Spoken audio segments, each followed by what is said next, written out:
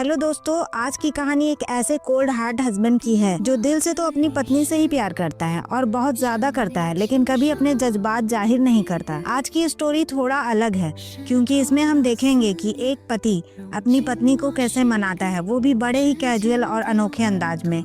इस कहानी में आपको रोमांस मिलेगा, इमोशंस होंगे और ढेर सारे प्यारे और दिल छू लेने वाले पल भी मिलेंगे। इसलिए इस वीडियो को पूरा जरूर देखिए और अगर वीडियो पसंद आती हो तो प्लीज इस वीडियो को लाइक और सब्सक्राइब जरूर करिए। ड्रामे की शुरुआत में हम मेन लीड जीजी को देखते हैं जो सोच रही होती है कि सबकी नजरों में मैं एक परफेक्ट वाइफ हूँ और मेरा बच्चा बहुत ज्यादा होशियार है, मेरे पति हैंडसम है और मैं सालों से सभी से एक झूठ बोलते आ रही हूँ। तभी हमें फ्लैशबैक का सीन दिखाया जाता है। 5 साल पहले उसकी अपनी बहन एक बच्चे को लेकर उसके पास आती है और उसको देते हुए कहती है कि इसे अनाथालय में छोड़ दो, इस बच्चे की वजह से मैं अपनी जिंदगी नहीं बर्बाद कर सकती। बॉयफ्रेंड ने मुझे अकेला छोड़कर चला गया, इसलिए मैं इसे नहीं पाल सकती। मैं इसकी वजह से अपनी प्रोफेशनल लाइफ बेकार नहीं कर सकती। बच्चा को उसे थमा कर वो वहाँ से चली जाती है और हमारी हीरोइन जीजी बस उसे आवाज लगाते रह जाती है और कहती है, बहन तुम बहुत निर्दयी हो, लेकिन मैं निर्दय नहीं हो सकती, मैं हार नहीं मानूंगी। वो जियांग फैमिली के सामने जाकर घुटनों पर बैठ जाती है।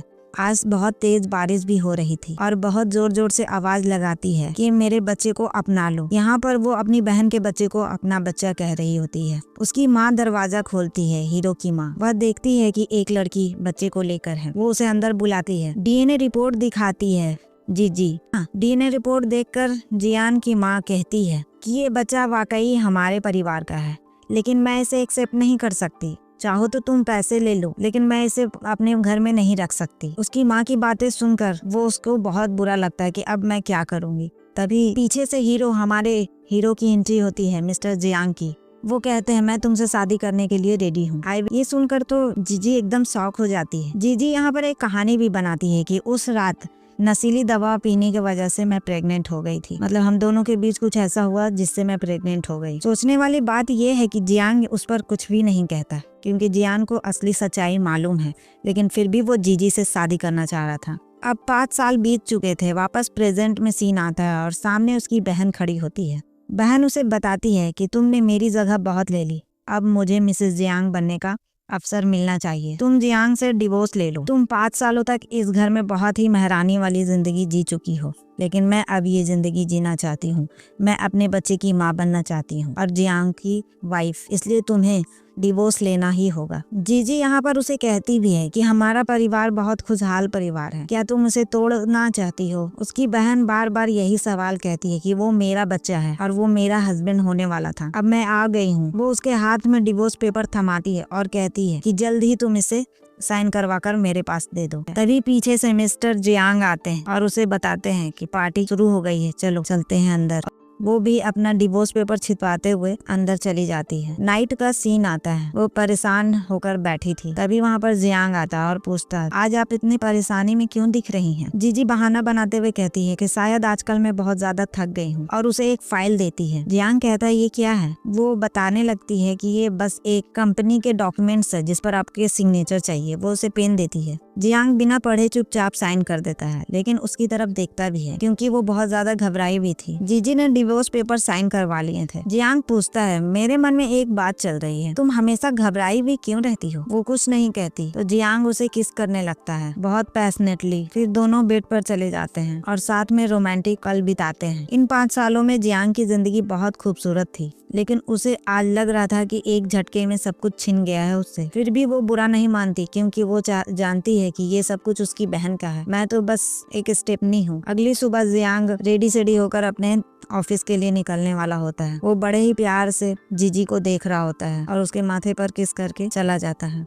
जियांग जीजी से बहुत ज्यादा प्यार करता है, लेकिन जीजी को इस बात की अभी खबर नहीं है। वो तो बस ये सोचती है कि जियांग और मेरा रिश्ता कितना अजीब है। हमने एक दूसरे को चूमा और गले लगाया, हमने सब कुछ किया जो एक पति पत्नी करते हैं, लेकिन आज तक किसी ने एक दूसरे को आई लव यू नहीं कहा। वो अपने और अपने हस्बैंड का फोटो देखते हुए कहती है कि शायद अब हमारे साथ में कुछ ही दिन बचे हैं। वो अपनी रिंग को नीचे उतार कर रख देती है और डिवोर्स पेपर को देखने लगती है जिसमें साइन हो चुके थे। फिर वो किसी से कॉल पर बात करती है। पता चलता है कि वो पेरिस जाकर अपना डिजाइनर कंपटीशन में हिस्सा लेने वाली है। वो पहले एक डिजाइनर थी, लेकिन शादी के वजह से वो ये काम छोड़ चुकी थी, लेकिन फिर वो वापस वही चीज को कंटिन्यू करना चाहती है। दूसरी तरफ जियांग अपनी कार में बैठकर जीजी पर नजर रखता है कैमरे के थ्रू और अपने असिस्टेंट को कहता है कि पता लगाओ मेरी वाइफ को क्या हुआ, वो 2 दिन से बहुत ज्यादा परेशान है, और पता करें कि हाल ही में उसने किस किस से बातें की है। सीन चेंज होता है और हम जीजी को देखते हैं। वो देखती है ये गहने जो हमने पहने हैं ये सब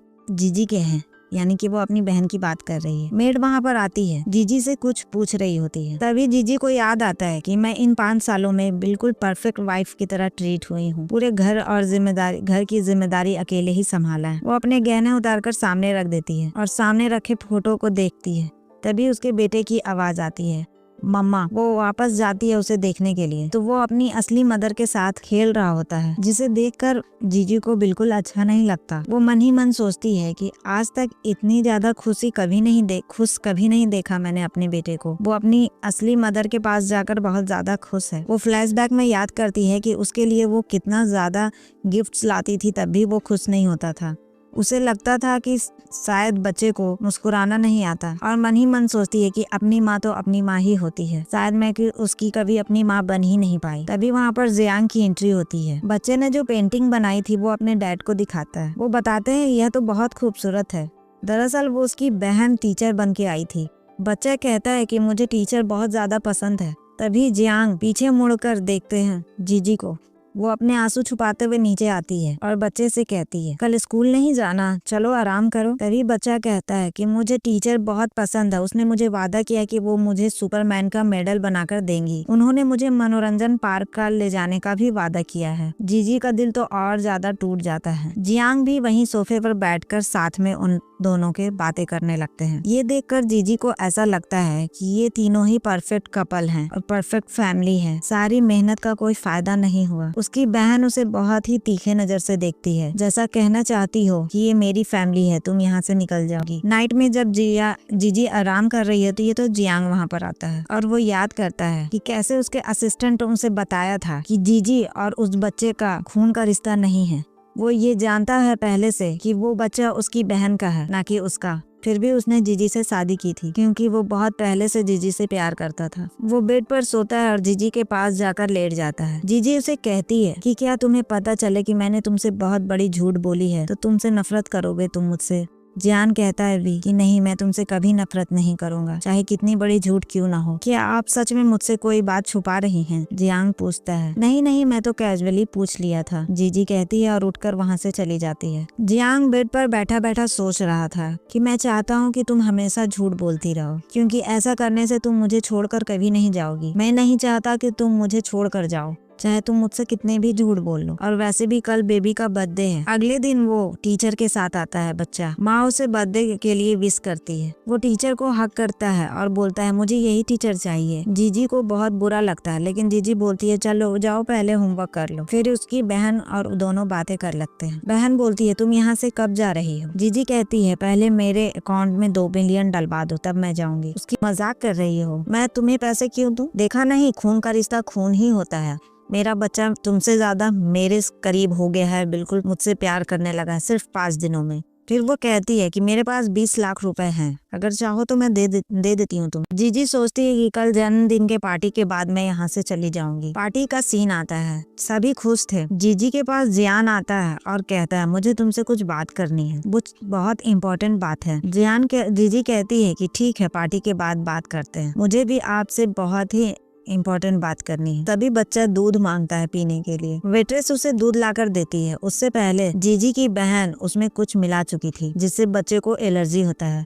दूध पीते ही बच्चा बेहोश हो जाता है। सभी घबरा जाते हैं। उसकी दादी तो उसे देखकर शॉक्ड हो जाती है। डॉक्टर तुरंत उसे चेक करके बताते हैं कि इसे एलर्जी हुई है। इसने क्या खाया पिया था? इसे मूंगफली से एलर्जी है। तभी वेटर्स बताती है दरअसल ये सब उसकी माँ ने करवाया था। दादी उसकी पूछती है कि किसने यहाँ पीनट लाया था। नौकर बताता है कि सारी इंतजाम तो मालकिन ने ही किए थी। जीजी अपनी सफाई में कहती है कि मैं हमेशा याद रखती हूँ कि मूंगफली से बच्चे को एलर्जी होती है, इसलिए मैं कभी घर में मूंगफली नहीं लाती। तभी उसकी मदर इन लॉ उन्हें चपाट देती है। हॉस्पिटल में भी बार बार जीजी जियांग को समझाने की कोशिश करती है कि मैंने ऐसा नहीं की, मैं क्यों अपने बच्चे को नुकसान पहुंचाने की कोशिश करूंगी। तभी उसकी मदर इन लॉ नहीं सुनती है और उसे बार बार टॉर्चर कर रही थी। जियांग यहाँ पर गुस्से से कहता है तुम लोग अपनी बकवास बंद रखो। डॉक्टर आकर बताते हैं कि बच्चा अब खतरे से खाली है, खतरे से बाहर है। तभी सबको जान में जान आती है। जीजी जियांग को कहती है कि मुझे घर में कोई काम है और वो दौड़कर घर चली जाती है। तभी डॉक्टर बताते हैं कि मुझे ब्लड की जरूरत पड़ेगी। इनमें से बच्चे की माँ कौन है?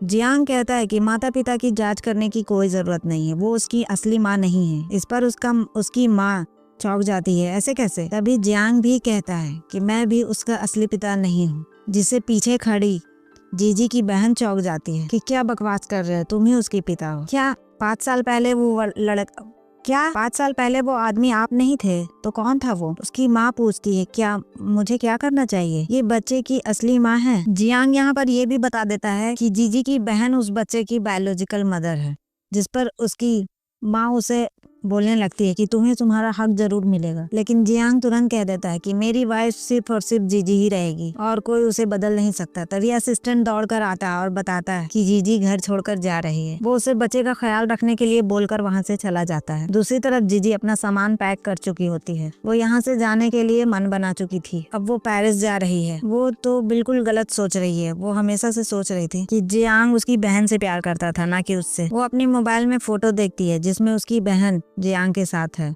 और सोचती है कि आप ही लोग परफेक्ट फैमिली हो, हम बस एक आउटसाइडर हैं। बच्चे की एक डायरी मिलती है जिसमें लिखा होता है कि आई रियली विश कि माई मदर टीचर बने, टीचर ही मेरी माँ बने। ये पढ़कर तो और भी ज्यादा रोने लगती है जीजी। वो अपनी अंगूठी उतार कर नीचे रख देती है और घर छोड़कर जाने लगती है। जाते जाते वो याद करती है कि इन 5 सालों में उसने कितना अच्छे पल बिताए यहाँ पर, और कहती है गुड बाय जियांग, फिर मैं कभी दोबारा नहीं आऊंगी इस घर में, और चली जाती है। तभी वहाँ पर एंट्री होती है जियांग की। जियांग बहुत परेशान होता है क्योंकि वह जीजी को जाने नहीं दे सकता था, लेकिन दोनों 5 सालों से एक दूसरे से झूठ भी तो बोल रहे थे। जियांग एयरपोर्ट पहुंचती है। वो पेरिस का टिकट ले चुकी होती है। जियांग तेज गाड़ी चलाते हुए एयरपोर्ट पहुंचने की कोशिश कर रहा होता है। वो एयरपोर्ट पहुंच भी जाता है। असिस्टेंट आकर बताता है कि 10 मिनट पहले ही फ्लाइट उड़ान भर चुकी है। जियांग गुस्से से चिल्लाता है और कहता है तुम्हें मेरे लिए उसे ढूंढना ही पड़ेगा। जियांग मन में सोचता है आपने 5 सालों तक मिसेस जियांग की भूमिका निभाई है। मैंने तुम्हें इतना अच्छा जिंदगी दिया, लेकिन तुमने क्या भागने का योजना बना लिया था? क्या तुम सच में इतनी बुरी हो कि मुझे छोड़कर चली गई? यहाँ पर हमें ये बात भी पता चलती है कि जियांग जीजी से बहुत प्यार करता था, शादी से पहले से ही, लेकिन वो एटीट्यूड में था। कभी आई लव यू भी नहीं बोला था जीजी को। दोनों बस सोचते थे कि ये रिश्ते को निभा रहे हैं। अगले सीन में जीजी रोते हुए ब्रेड खा रही होती है और वो बहुत ज्यादा टूट चुकी थी। उसे भी वो फैमिली बहुत पसंद थी, लेकिन वहाँ से उसे आना पड़ा। अब हम 1 साल बाद का सीन देखते हैं जहाँ वो एक अच्छी फैशन डिजाइनर बन चुकी थी और उसे आज अवार्ड भी मिलने वाला था। तभी एंट्री होती है मिस्टर जियांग की, जो उसे अवार्ड देने आए थे। माइक में अनाउंस होता है देवियों सजनों, शो की भावी मुख्य डिजाइनर को मंच पर स्वागत करे। जीजी सोच रही होती है कि अलविदा कर दिया है मैंने अतीत को और आज मैं नई जिंदगी की शुरुआत कर रही हूँ अपने पहले अवार्ड के साथ। वो बहुत खुश थी, उसे अवार्ड से सम्मानित किया जाता है। सभी का थैंक यू कहती है। तभी उसकी नजर जियांग पर पड़ती है। जियांग मन में सोचता है मैंने आपको ढूंढ ही लिया। वो पिछले 1 सालों से जीजी को ढूंढ रहा था। जीजी वॉशरूम में होती है। तभी जियांग वहाँ पर आता है। जीजी बताती है कि ये वॉशरूम है, यहाँ आपका क्या काम? वो ऐसा प्रिटेंड कर रही थी कि उसे कुछ भी याद नहीं। जियांग उसके करीब आता है और कहता है महज 1 साल तो हुए हैं हम दोनों को अलग हुए और तुम मुझे इतना भूल गई। वो उसके और करीब जाता है और बोलता है ये लिपस्टिक का रंग कितना खिलता है तुम्हारे ऊपर, और उसे साइड करने लगती है। तभी जियांग उसके और करीब आ जाता है और कहती है क्या तुमने कभी मुझे 1 साल में मिस नहीं किया? जियांग उसे कहती है नहीं, बिल्कुल नहीं, और हमारा डिवोर्स हो चुका है तो मैं आपको क्यों मिस करना चाहूंगी? तभी जियांग गुस्से में कहता है तुमने मुझे 5 सालों तक झूठ बोला था। जीजी कहती है माफ करना, मैंने तुम्हें 5 साल तक झूठ बोला। तुम्हारा बेटा मेरा बेटा नहीं है। मैं तुम्हें और मेरी बहन को सुखी मैरिज कपल होने की विशेष देती हूँ। तभी जियांग कहता है जीजी को घर चलने हैं, और वो ये भी कहता है कि अब हमारे बीच कोई कॉन्ट्रैक्ट नहीं होगा। वो उसे टच करता है और कहता है मुझे लगता है कि हम लोग दोनों एक परफेक्ट मैच हैं। जीजी कहती है कि हम दोनों परफेक्ट मैच नहीं हैं, तुम मेरे लिए काफी अच्छे नहीं रहे, तुम बहुत कोल्ड हार्टेड थे। ये कहकर वो बाहर चली जाती है। जियांग भी उसे पीछे से फॉलो करते हुए आता है और अपनी जैकेट उसे पहना देता है और कहता है मैं तुम्हें अपने घर जरूर ले जाऊंगा, और उसे अपने करीब करता है मेरे साथ घर चलो प्लीज। लेकिन जियांग उसे कहती है मैं पहले से ही शादीशुदा हूँ, और अपनी अंगूठी दिखाती है। जियांग चौंक जाता है और कहती है साथ में जीजी कि मेरे पति मुझे जल्द ही लेने आएंगे, प्लीज इसमें तुम दखल देना बंद करो। जियांग उसे याद दिलाता है कि मैंने अभी तक तलाक की सहमति नहीं दी है और तुमने नई शादी का योजना बनाया है। जीजी उससे पीछा छुड़ाने के लिए ये भी झूठ बोल देती है कि वो अपने पति के साथ प्रेग्नेंट है। जियांग कहता है कि तुम मुझे इतनी आसानी से बेवकूफ नहीं बना सकती। तभी सामने से गाड़ी की आवाज आती है। वो कहती है देखो मेरा हैंडसम पति आ गया है, मैं जा रही हूँ और प्लीज मुझे दोबारा परेशान मत करना। और जाकर कार में बैठ जाती है और विंडो बंद कर लेती है। जियांग उसे जाता हुआ देखकर बहुत ज्यादा गुस्से में था और अफसोस भी कर रहा था। तभी उसका असिस्टेंट आकर बताता है कि आपको क्या हुआ है। जियांग कहता मुझे जानना है यह आदमी कौन था और ये जीजी के साथ क्या कर रहा था। जीजी उस आदमी से कहती है कि आपने अच्छी एक्टिंग की, थैंक यू। वो आदमी कहता भी है वो आपका एक्स हस्बैंड है ना, वो वाकई बहुत हैंडसम है, लेकिन वो जिस तरह आपको देख रहा है लगता है वो आपसे बहुत ज्यादा प्यार करता था। फिर जीजी को एक फ्लैशबैक आता है जिसमें जियांग और उसकी बहन मैरिड कर चुके होते हैं। वो एक न्यूज में देखती है, लेकिन वो न्यूज झूठी है, बाद में पता चलेगा। जीजी असिस्टेंट से कहती है कि उसने उसके लिए अच्छा काम किया इसलिए उसे बोनस जरूर मिलेगा। तभी जीजी को ऑफिस से कॉल आ जाता है। कॉल सुनते ही वह परेशान हो जाती है और तुरंत ऑफिस पहुंचती है। ऑफिस का हाल बहुत खराब होता है, फाइलें और सामान इधर उधर बिखरा पड़ा होता है। दरअसल उन्होंने अपने आने वाले फैशन प्रोजेक्ट पूरे करने के लिए एक बड़ा लोन लेने की योजना बनाई थी, लेकिन वह लोन रिजेक्ट कर दिया गया था। वही लोन इस वक्त उनकी कंपनी का सबसे बड़ा सहारा था, क्योंकि उनके पास इतने फंड्स नहीं थे कि वे इतने बड़े हाई फैशन प्रोजेक्ट को खुद से पूरा कर सके। लोन रिजेक्ट होते ही नए डिजाइन बनाने की संभावना भी बहुत कम हो गई थी। अगर ऐसा ही चलता रहा तो कंपनी को भारी नुकसान उठाना पड़ सकता था। ऐसे में जीजी कहती है कि चिंता मत करो, वह जियांग कंपनी जाकर वहाँ के प्रेसिडेंट से खुद बात करेगी, वह जरूर उनकी कंपनी में इन्वेस्ट करेगा। इसके बाद जीजी सू के साथ मीटिंग के लिए जाती है। रास्ते में सू बताती है कि उसने पहले से रिसर्च कर रखी है और उसे जियांग के बारे में काफी कुछ पता चला है। वह अपनी फैमिली, खासकर अपनी पत्नी और बच्चे को लेकर बहुत पॉजिटिव है। सू का मानना होता है कि उसके पहले उसकी पत्नी को अप्रोच करना आसान रहेगा। यह बात सुनकर जीजी को बुरा तो लगता है, लेकिन वह सच्चाई को स्वीकार कर लेती है। फिर भी वह कहती है कि वे सीधे जियांग से ही बात करेंगे। आखिरकार वे लोग जियांग से मिलने पहुंचते हैं। जियांग सीसी को देखते ही कहता है कितने सालों बाद मिल रहा है ना। सू समझ जाते हैं कि ये दोनों पहले से एक दूसरे को जानते हैं। सीसी प्रोफेशनल तरीके से बात शुरू करती है और उसे अपनी रिपोर्ट्स दिखाती है। रिपोर्ट देखकर जियांग काफी इम्प्रेस होता है, लेकिन फिर भी वो कहता है कि सिर्फ डिजाइन अच्छे होने से कुछ नहीं होता। कुछ नियम और शर्तें होती हैं जिन पर डिजाइन कंपनियां अक्सर खरी नहीं उतरती, इसलिए वह नहीं सोचता है कि उसकी कंपनी इससे मदद कर पाएगी। जीजी मन ही मन किसी दूसरे समाधान के बारे में सोचने लगती है। तभी जियांग कहता है कि कंपनी भले इन्वेस्ट ना करे, लेकिन वह पर्सनल इन्वेस्टमेंट कर सकता है। जीजी को निजी तौर पर और जानना चाहता है। वह जानबूझकर उसके करीब आने लगता है। जीजी समझ जाती है कि वह सू के सामने कुछ कह भी नहीं सकती। गुस्से में जीजी अपने हील से उसके जूते पर जोर से मारती है और कहती है कि सब कुछ वैसा ही होगा जैसा वह चाहेगी। मिस्टर जियांग मुस्कुराकर कहता है कि ठीक है, तो फिर वह रिपोर्ट्स उसे पर्सनली दिखाने आ जाए। जीजी जवाब देती है कि उसे बहुत अच्छा लगेगा अगर वह खुद आकर उस रिपोर्ट्स को दिखाए। सू के वहाँ से जाते ही जियांग सीसी कैसे कहता है, अरे तुम आज अकेले कैसे आई हो, तुम्हारा हस्बैंड साथ नहीं आया? जीजी तुरंत जवाब देती है, मेरा हस्बैंड क्यों आएगा, यह एक बिजनेस मीटिंग है, कोई फैमिली मीटिंग नहीं है कि उसका आना जरूरी हो। जियांग हल्की मुस्कान के साथ कहता है, जीजी कितने प्यार से माय हस्बैंड कह रही हो, लेकिन कब तक झूठ बोलोगी? मुझे सब पता है वह तुम्हारा असिस्टेंट है, हस्बैंड नहीं। और कब तक प्रिटेंड करती रहोगी? जीजी उसे खुद से दूर धकेल देती है और गुस्से में कहती है, मैं सच बोल रही हूँ, तुम्हें मानना है या नहीं वह तुम्हारी मर्जी है, लेकिन तुम मुझे झूठा नहीं कह सकते और न ही मेरे हस्बैंड के रिश्ते पर सवाल उठा सकते हो। तभी जीजी की नजर जियांग के हाथ पर पड़ती है। उसकी उंगली में अभी वही शादी की अंगूठी होती है जो उसने जीजी के साथ शादी के बाद कभी उतारी ही नहीं। जीजी घर पहुंचती है और कुछ ही देर में जियांग भी पीछे पीछे आ जाता है। वह पूछता है, इतनी देर कैसे हो गई घर आने में? जीजी झुंझला कर कहती है, तुम यहाँ तक आ गए हो, कुछ तो शर्म करो, मैं अभी तुम्हें रिपोर्ट देने नहीं वाली। फिर साफ शब्द में कहती है, मैं पहले ही कह देती हूँ, तुम कंपनी के नियम तोड़ रहे हो, चाहे यह पर्सनल इन्वेस्टमेंट हो या कोई कुछ भी।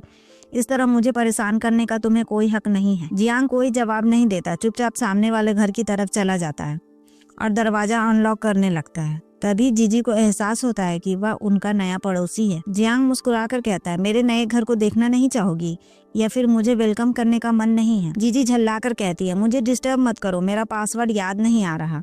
जियांग आराम से कहता है कोई बात नहीं, धीरे धीरे डालो, वैसे भी हमें तुम्हारे घर में जाना ही है। दरवाजा खुलते ही जीजी जल्दी से अंदर करना चाहती है, जल्दी से बंद करना चाहती है दरवाजे को, लेकिन उससे पहले जियांग अंदर आ जाता है। सीसी उस पर चिल्लाते हुए कहती है मैं तुम्हें फिर से याद दिला रही हूँ, अब हम लीगली हस्बैंड वाइफ नहीं है। जियांग शांति से कहता है काफी समय से सुन रहा हूँ कि तुम बार बार यही बोल रही हो, लेकिन क्या तुम्हें नियम पता है? लगता तो नहीं है। हमने डिवोर्स एग्रीमेंट साइन किया था, लेकिन उसके बाद 30 दिन का कूलिंग पीरियड होता है, उसके बाद जाकर डिवोर्स सर्टिफिकेट लेना पड़ता है। वह आगे कहता तुम सर्टिफिकेट लेने कभी आई ही नहीं, इसका मतलब यही समझा गया कि हमारी लड़ाई खत्म हो गई है और डिवोर्स कैंसिल हो चुका है, यानी इस वक्त तुम लीगली अब भी मेरी पत्नी हो। यह कहते हुए जियांग गलती से नहीं जानबूझकर सीसी को किस कर लेता है। सीसी भी एक पल के लिए उसे किस कर बैठती है, लेकिन अगले ही पल उसे एहसास होता है कि वह ऐसा नहीं कर सकती। वह खुद को संभालते हुए जियांग को अपने से दूर कर देती है। जियांग मुस्कुराकर कहता है अभी तो तुम पूरी तरह फ्लो के साथ जा रही थी, फिर अचानक बीच बीच में क्या हो जाता है? लगता है तुम्हारी ओवर थिंकिंग कुछ ज्यादा ही बढ़ गई है, लगता है मुझे ही इसे कम करना पड़ेगा। इतना कहकर वह अपनी शर्ट के बटन खोलने लगता है। सीसी घबराकर अपनी आंखें बंद कर लेती है। जियांग हंसते हुए कहता है कि आखिर कितनी देर आंखें बंद करोगी? ऐसे बर्ताव कर रही हो जैसे तुमने पहले मेरी बॉडी देखी ही ना हो। जीजी गुस्से में कहती है देखो अभी घर से चले जाओ, वरना मुझे मजबूरी में पुलिस बुलानी पड़ेगी। जियांग मजाक के अंदाज में कहता है ठीक है चला जाता हूँ, लेकिन तुम नहीं चाहोगी कि मैं बाहर जाकर अपनी बॉडी फ्लेक्स करूँ, तो क्यों ना तुम मुझे पहनने के लिए कुछ कपड़े दे दो। जीजी अंदर जाती है और एक आदमी का शर्ट लेकर आती है। उसे देखते ही जियांग चौंक जाता है और पूछता है यह शर्ट किसकी है? जीजी कहती है मिस्टर जियांग, इस सवाल का जवाब जानने का तुम्हें कोई हक नहीं है। जियांग अचानक गंभीर हो जाता है और कहता है एक बात समझ नहीं आ रही, तुम्हारे जाने के बाद मैं पूरी तरह टूट गया था, हर जगह तुम्हें ढूंढता रहा, तुम्हें बहुत मिस किया। क्या तुम्हें एक बार भी मेरी याद नहीं आई? क्या तुमने कभी यह नहीं सोचा कि मेरी जिंदगी अब कैसी होगी, पहले जैसी रहेगी या पूरी तरह बदल जाएगी? जीजी उसके मुंह पर उसका नाम लेकर जवाब देती है और बात वहीं खत्म कर देती है। यह सब जियांग को बहुत चिढ़ा देता है और वो गुस्से में उसे जबरदस्ती किस करने की कोशिश करता है और जीजी उसे धक्का देकर दूर कर देती है। जियांग गुस्से में कहता है चाहे तुम कितना भी भागो, मैं तुम्हारा पीछा नहीं छोड़ूंगा। जीजी सख्त आवाज में कहती है मेरे पीछे अपना टाइम बर्बाद मत करो, तुम्हारी एक अच्छी खुशहाल फैमिली है, उनके साथ अपने रिश्तों को मजबूत करने की कोशिश करो। उसी वक्त जियांग के फोन पर कॉल आ जाती है। कॉल पर वह साफ कहता है कि निया और उसके बीच वैसा कोई रिश्ता नहीं है जैसा जीजी सोच रही है, और वह यह बात सबको साबित करते करते थक चुका है। अब उसे समझ नहीं आ रहा था कि क्या करे। जीजी बस इतना कहती है चले जाओ, यही बेहतर होगा, कम से कम मुझे थोड़ा सुकून तो मिलेगा। यह सुनकर जियांग गुस्से में वहां से चला जाता है। जीजी अकेले बैठकर सोचने लगती है कि क्या सच में वे दोनों दोबारा साथ आ सकते हैं या यह सब उनके रिश्ते को और ज्यादा तोड़ने के लिए हो रहा है। अगले दिन से जियांग उसके घर के पास दिखाई नहीं देता है, लेकिन वह नीचे से उस पर नजर जरूर रख रहा था। वह जानता है कि अगर वह उसके सामने गया तो जीजी को और ज्यादा दर्द होगा, इसलिए वह दूर से ही उसे देखता रहता है। कुछ दिन बाद जीजी सभी रिपोर्ट्स लेकर जियांग के ऑफिस पहुंचती है। जियांग सिर्फ कवर पेज देखता है और फाइल बंद करके कह देता है कि यह रिजेक्ट है। जीजी हैरान होकर कहती है आपने इसे पढ़ा भी नहीं और रिजेक्ट कर दिया। जियांग जवाब देता है तुम मुझसे इन्वेस्टमेंट मांग रही हो, उल्टा नहीं तो क्या तुम्हें थोड़ा शालीन होकर बात करने की जरूरत है? यह कैसा एटीट्यूड है? जीजी तुरंत खुद को संभालते हुए कहती है माफ कीजिए मिस्टर जियांग, अब आप बताइए गलती क्या है, मैं जरूर उसे सुधारूंगी। जियांग जानबूझकर कहता है अभी मुझे बहुत प्यास लग रही है। सीसी उसे ग्रीन टी देती है, लेकिन चाय इतनी गर्म होती है कि जियांग के लिए पीना मुश्किल हो जाता है। जीजी को मजबूरी में उस पर फूंक मारकर फिर से उसे चाय देनी पड़ती है। जियांग गिलास उठाता है, खुद उस पर फूंक मारकर चाय ठंडी करता है और जीजी को पीने के लिए दे देता है। फिर बिना कुछ कहे अपने असिस्टेंट को कॉल करता है और जिन जिन इन्वेस्टमेंट को होल्ड कर रखा गया था उन्हें सीसी की कंपनी में फॉरवर्ड करने का आदेश दे देता है। जीजी बहुत ज्यादा खुश हो जाती है, एक तो इन्वेस्टमेंट मिल गया और दूसरा अब उसे जियांग को रोज रोज देखने की मजबूरी भी नहीं रहेगी, कम से कम उसे ऐसा ही लगता है। तभी जीजी को एक अर्जेंट कॉल आता है और उसे तुरंत अपनी कंपनी भागना पड़ता है। वजह यह होती है कि उनके सेशन में अचानक मॉडल्स की कमी हो गई थी। सब लोग परेशान हो जाते हैं और किसी समाधान के बारे में सोचने लगते हैं। जीजी के दिमाग में आइडिया आने लगता है। उसी वक्त जियांग उससे मिलने आ जाता है। जीजी साफ शब्दों में कहती है मैं पहले भी कह चुकी हूँ और अब फिर कह रही हूँ, मेरा पीछा छोड़ दो, यही बेहतर है। जियांग कहता है जितनी बार बोलना है बोल लो, देखते हैं तुम पहले थकती हो या मैं। जीजी समझ जाती है कि उसे समझाने का कोई फायदा नहीं, लेकिन तभी दरवाजे पर स्टाफ आ जाता है। सीसी कहती है कि कोई भी अंदर आ सकता है। जियांग आराम से जवाब देता है, फिक्र मत करो, इस रूम में आने के लिए स्पेशल परमिशन चाहिए। जब तक मैं ना कहूँ लोग बाहर ही खड़े रहेंगे। लेकिन जीजी को इससे कोई फर्क नहीं पड़ता, वह अपने काम पर फोकस करने लगती है। इसके बाद जीजी मिस्टर लू के साथ पार्टनरशिप डील साइन करने आती है। मीटिंग के दौरान वह बुरी तरह बोर हो जाती है क्योंकि लू लगातार सिर्फ अपनी ही तारीफें करता रहता है। जीजी मन ही मन प्लान करती रहती है कि किस वक्त क्या सही रहेगा। वह अपना फोन बंद करने ही वाली होती है और सोचती है कि अगर लोग परेशानी दे रहे हैं तो उन्हें नहीं, उनके नंबर को ब्लॉक करना चाहिए। तभी जियांग का उसका फोन देख लेता है और रिपोर्ट दिखाते हुए अपने दिल की बात कह देता है। वह साफ कह देता है कि अब तक जो कुछ भी उसने किया है सब दिल से किया है, कोई दिखावा नहीं, और आज वह उसे प्रपोज करने वाला है। यह सुनकर जीजी हैरान रह जाती है। जियांग कहता है, मैंने तुमसे कहा था ना, मैं तुम्हारे साथ रहना चाहता हूँ, आज भी और आने वाले कल में भी मैं कोशिश करता रहूंगा। जीजी कुछ जवाब नहीं देती। उसी वक्त एक कॉल आ जाती है जो उसके लिए किसी सेविंग कॉल से कम नहीं होता है। कम से कम उसे जियांग के सामने कुछ कहना नहीं पड़ता। धीरे धीरे जियांग अपने प्यार का यकीन उसे दिला ही देता है, लेकिन सीसी अब भी उलझन में रहती है कि उसे क्या जवाब देना चाहिए।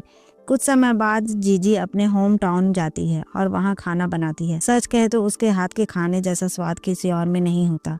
ऑफिस लौटने पर उसे पता चलता है कि उनका रॉ मटेरियल फंस गया और मॉडल्स की भी कमी है। स्टाफ परेशान होता है, लेकिन जू उनकी मदद करके लिए आगे आ जाता है। जीजी ताना मारते हुए कहती है, बैठकर मुंह देखोगे या कुछ सजेस्ट भी करोगे? जियान मुस्कुराकर कहता है, इतनी रुखाई से बोलोगी तो कैसे बताऊं। मजबूरी में जीजी को प्यार से पूछना पड़ता है। तब जियान उसकी मदद करता है और साफ कहता है कि वह यह सब तो ना तो हमदर्दी में कर रहा है और ना ही किसी मजबूरी में। जीजी उसे पसंद है और वह हर मोड़ पर उसकी मदद करना चाहता है। वह यह भी साफ कह देता है कि उसकी शादी सिर्फ बच्चों की वजह से नहीं हुई थी, बल्कि जीजी की वजह से हुई थी। कार में बैठकर जियांग उसे पूरी सच्चाई बताता है कि उसे जीजी के झूठ के बारे में पहले से पता था। वह कंफर्म करना चाहता था, लेकिन हर बार जब वह बात करने आता, घर का माहौल इतना शांत और खुशहाल देखता कि वह सब कुछ भूल जाता था बोलना। किसी बने बनाए घर को बिगाड़ने का मन नहीं होता था उसका। वह यह भी कहता है कि उसे आज तक इस फैसले पर कभी पछतावा नहीं हुआ। यह सब सुनकर जीजी बेहद भावुक हो जाती है। उसे लगता है कि इतने सालों से जियांग सब जानता था और उसे जरा भी अंदाजा नहीं हुआ। दोनों एक साथ आगे बढ़ने के लिए तैयार हो जाते हैं, लेकिन उससे पहले मिस्टर लू के पास जाकर कॉन्ट्रैक्ट साइन किया जाता है। इसके बाद ऐसा लगने लगता है जैसे वे सच में एक साथ रहने लगे हों।